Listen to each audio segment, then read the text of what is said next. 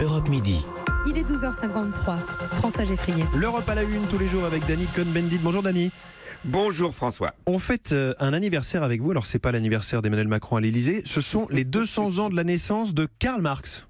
Exactement, à la ville de Trèves. Trèves, c'est une petite ville allemande de 110 000 habitants. Alors imaginez, voilà, la place du marché avec les maraîchers qui ont leurs asperges, leurs fraises, etc. Et au milieu, vous avez des militants communistes avec un drapeau rouge, les derniers des Mohicans qui rêvent encore de la RDA. Et puis tout d'un coup, tout le monde bascule vers une autre place, la place Simonsstift. Pourquoi ? Parce que là, il y a une immense statue en bronze, un hyper Karl Marx, don de la République de Chine à la ville de Trèves. Et là, vous avez tout le monde. Vous avez ceux qui, les ONG qui protestent ou solidaires avec les dissidents, solidaires avec les Tibétains. Vous avez l'extrême droite allemande, vous avez les communistes avec leur drapeau rouge. Vous avez la secte Falun Gong qui est elle-même persécutée en Chine. Bref, c'est la grande foire, la grande kermesse, avec un grand absent. Et Dany, au-delà du folklore, la pensée de Karl Marx, est-ce qu'elle connaît une renaissance aujourd'hui ?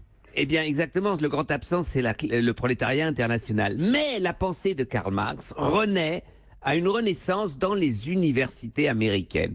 Et là, on reprend plus, si vous voulez, la mondialisation, la globalisation, avec son injustice, avec ses injustices, etc., devient de plus en plus menaçante. Eh bien, dans les cercles universitaires américains, on se remet à lire Karl Marx, le Capital, les Grundrisse, le jeune Karl Marx, le vieux Karl Marx, on discute de ceci et de cela. Et donc, voilà que, en fait, Karl Marx est bien mieux aujourd'hui aux États-Unis que dans sa ville de naissance à Trèves. Et qu'est-ce que vous pensez, vous, Dany, de cette renaissance ?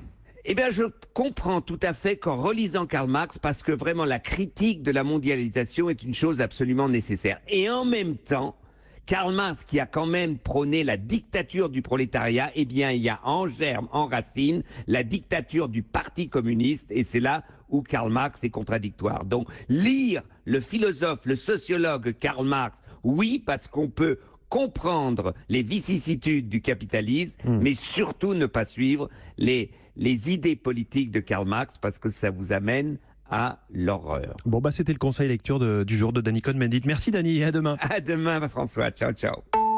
Europe 1.